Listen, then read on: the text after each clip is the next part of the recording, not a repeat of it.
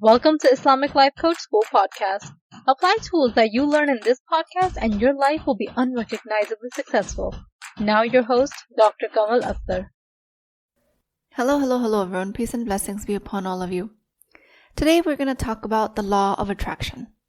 Allah subhanahu wa ta'ala has created the human mind with mechanisms that influence the perception, that then regulates the attention and the behavior, and therefore the outcomes. These mechanisms are a part of Allah's sunnah in creation.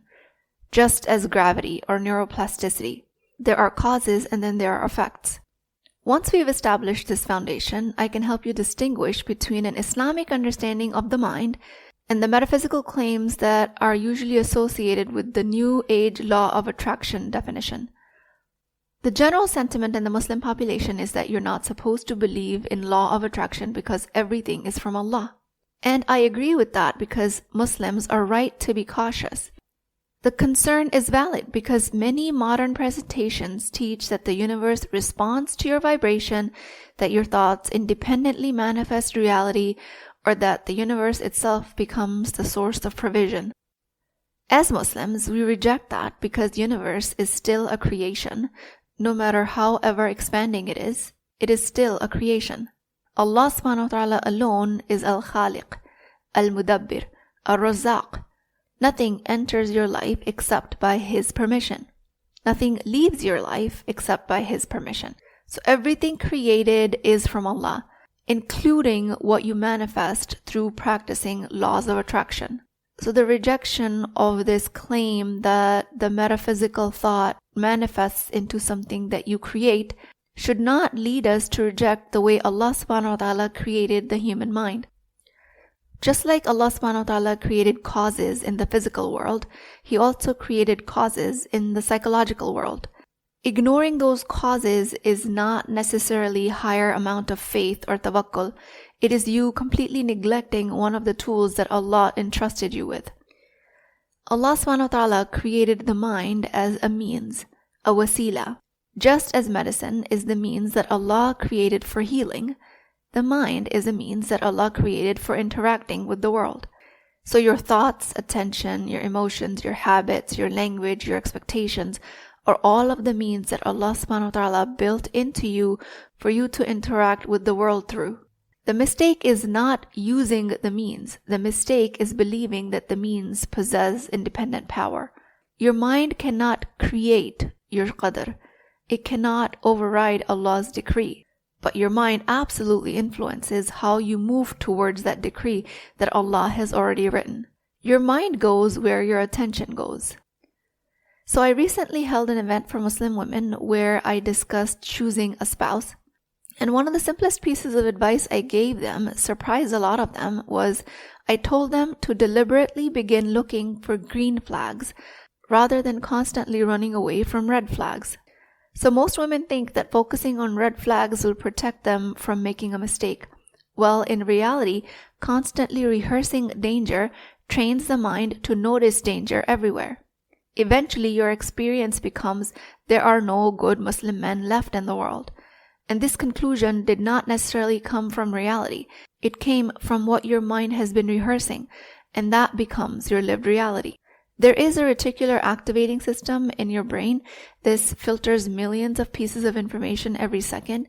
It cannot consciously process everything, so it highlights whatever you repeatedly tell it. If you tell it that fear is important, it's going to find more of it.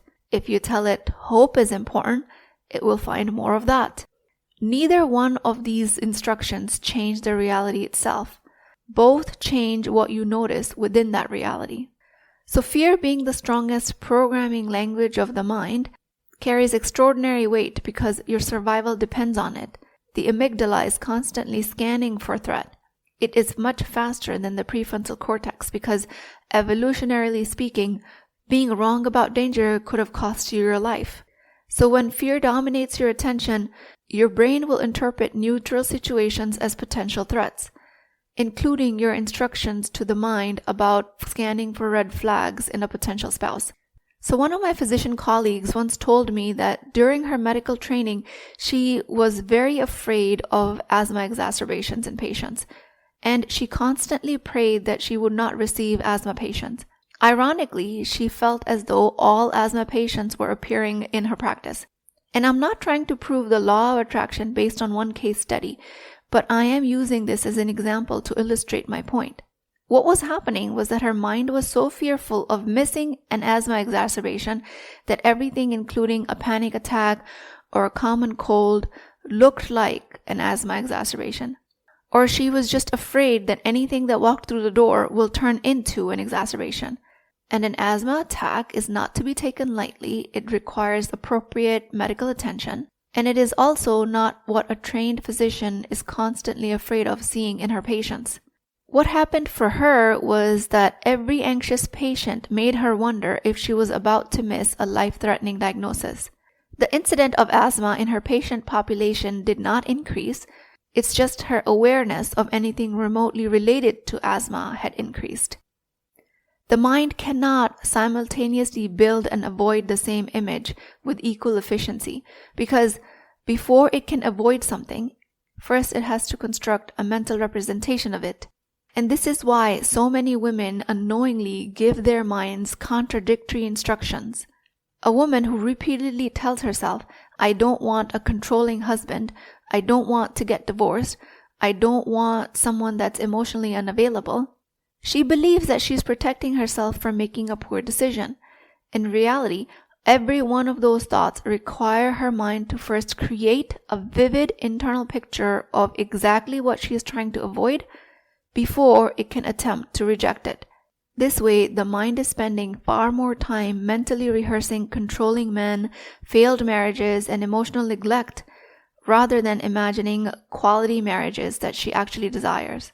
So over time, the repeated mental rehearsals become very familiar and therefore are more likely to capture her attention whenever she meets someone new. So when she's constantly scanning these behaviors and conversations, it becomes the primary evidence that confirms those fears, not because they are existing more, but because her mind has been trained to notice them. Your mind will respond much more effectively when you give it a destination, rather than merely telling it an escape route. Instead of continuously rehearsing what you hope to avoid, it is far more useful for you to become deeply familiar with what you're trying to recognize. So when you begin telling yourself, I want emotional maturity in a man, I want kindness, I want consistency, I want a man who takes responsibility for his character, your attention will gradually reorganize itself around these qualities, and then your mind will start noticing more and more evidence of all of the emotional regulation and integrity a man carries. Again, nothing about your reality has changed, and Allah alone controls the circumstances. Allah determines who enters your life and who doesn't. But what you have done is start using your faculties that Allah gave you just as it was designed to be used. And this is how you follow the law of attraction as a Muslim woman. One of the greatest paradoxes of the human mind is that you become much more effective at pursuing what you want once you are no longer consumed by the fear of what you don't want. The fear narrows your attention to the object of fear. It makes you hypervigilant. It leaves no opportunity or energy for you to pursue your desired outcome. So if you're someone who's trying to build a business or increase your income, if every day you wake up thinking, I don't want to go bankrupt, I don't want to lose the money, I don't want my business to fail, your mind becomes preoccupied with avoiding loss. And to that mind, every business expense will feel dangerous, and every piece of criticism from a customer will feel like a confirmation that you're failing. This is going to lead to you hesitating to invest in yourself, to invest in your business. You're going to delay your launch. You're going to delay acting on any new ideas, and that will prove that you have a failing business. This is the law of attraction. The fear is what is the greatest obstacle, not Allah's decree. You have not optimized your mind, the tool that Allah gave you, to help you realize a successful business. Now imagine you are the same person whose security comes from Allah subhanahu wa ta'ala instead of your bank account. You can still budget wisely. You will work diligently. You will take calculated risks. But your internal dialogue is not going to be the same. Your dialogue is going to be, I want to create value for people. I want to serve with excellence. I want to put out the best quality product out there. I want Allah to place barakah in my work. In that case, even if you know that your business idea failed, Allah subhanahu wa ta'ala is still a razaq, the provider. And no missed opportunity can prevent the provision that Allah has already written for you. So in this case, since you're no longer terrified of failure, you become more willing to learn. You become open to receiving feedback. You become adaptive, resilient, and flexible. So in this case, the confidence is not coming from you believing that you cannot fail. It comes from believing that even if you fail, you can take something away that Allah subhanahu wa ta'ala helped you realize in this incident. This way, your mind notices more and more possibilities and opportunities, and a law of attraction becomes real in a shape of a successful business. Everything is from Allah, including the mind that helps you realize the law of attraction in either direction. So if somebody asks you, do you believe in the law of attraction? The answer depends entirely on what they mean by the phrase law of attraction.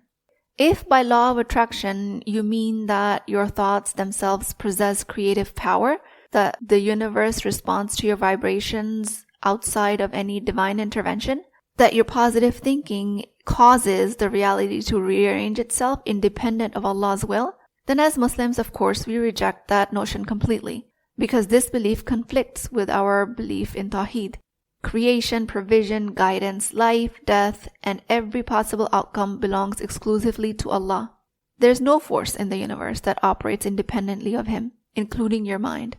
Given that your thoughts are part of that creation, they are not creators themselves. Your mind is a creation of Allah. Astaghfirullah, definitely not a partner with Him, and definitely not an independent creator. At the same time, if somebody says that by law of attraction, they mean that Allah has designed the human mind to notice what it repeatedly focuses on, that those thoughts shape our emotional states, and this is what affects our decisions and our outcomes, then they are simply describing one of the many systems that Allah subhanahu wa ta'ala has built into His creation. Then yes, I do believe in that level of law of attraction. There is nothing un-Islamic about recognizing that Allah created psychological laws just as He created biological and physical laws. Allah subhanahu wa ta'ala is who created the brain to be adaptive. He designed the brain to strengthen the neural pathways that are used the most. These are the observable functions of the human mind that the science already knows and Allah Himself designed. When fear repeatedly occupies your attention, your mind becomes increasingly efficient at detecting danger. When gratitude becomes your lens, your mind becomes increasingly capable of recognizing blessings. Neither the state of fear or the state of gratitude alters the facts that you're working with, but both profoundly influence the reality you experience. Islam has always given us the way to recognize means without confusing them for a cause. When you plant a seed, you're not claiming to create the tree. Allah is the one who causes it to grow. But you won't find anybody saying that planting the seed is unnecessary just because Allah controls the outcome, the way your knowledge of the world works. The same way, disciplining your thoughts and directing your attention, creating hope, are the means that Allah subhanahu wa ta'ala created for navigating this world more effectively. These do not compete with tawakkul, your faith in Allah. The law of attraction is not some hidden spiritual force operating outside of Islam. These are all Allah subhanahu wa ta'ala's laws. Islam restores the proper hierarchy. Allah is always the first cause. Your mind is the secondary cause, a tool, a resource. This is why you should get coaching and not expect to use your mind carelessly while ignoring the way Allah designed it to function and expect good outcomes in your life. These are all acts of your own stewardship over Allah's gifts that He has given you. Your mind is a mean. If you ask Allah for a righteous spouse, it makes sense to train your mind to recognize righteousness when Allah subhanahu wa ta'ala places it in front of you. If all you rehearse is betrayal and manipulation, your attention will get biased towards finding those patterns. So it's your responsibility to become familiar with kindness, emotional maturity, responsibility, so that you become more and more capable of recognizing these qualities in the people you meet. May Allah subhanahu wa ta'ala place an incredible person in front of you And may Allah subhanahu wa ta'ala place all of the incredible opportunities in front of all of us to recognize. The same principle applies to seeking rizq. Allah is ar-Razaq. So after making dua, do not spend every day rehearsing poverty and rejection and scarcity. Create gratitude, create abundance, create knowledge about opportunities, and pursue those opportunities. None of these qualities changes what Allah subhanahu wa ta'ala has decreed as our provision. But all of these qualities change the way we engage with the opportunities Allah places before us. This mechanism and this explanation does not diminish Allah's power. It displays His wisdom. He created a mind that learns and filters. Then He commanded us to protect our mind and our hearts. He told us to think well of Him, make dua, and place trust in Him. The believer does not worship the mind. Ignoring the mind also is not a task of the believer. But she also does not ignore it. She uses the mind exactly as Allah intended, as a means that serves Tawhid, but not a substitute for it. With that, I pray to Allah subhanahu wa ta'ala, O Allah, make our hearts firmly anchored in Tawhid. Ya Allah, help us replace fear with tawakkul and scarcity with gratitude. Allow us to recognize the opportunities that You place before us, and only allow our souls and our minds to pursue what is pleasing to You. Make every thought and every success a means to increase our faith. Ameen Ya Rabbal Alameen. Please keep me in your du'as. I will talk to you guys next time. I am truly honored that you are here in my circle. And if you or someone you know is raising a child on the autism spectrum, I want to personally invite you to join my program, the Ummi Collective. This is a weekly coaching program for Muslim mothers where I help you build the skills to raise independent and successful neurodivergent children, while also supporting you as a woman in the process. If you're struggling right now, but deep down you know that your child has incredible potential, and you want to support that potential the best way possible, this program is exactly for you. Use the link in the show notes to apply for the program at a discounted price. I would be honored to welcome you inside the Ummi Collective.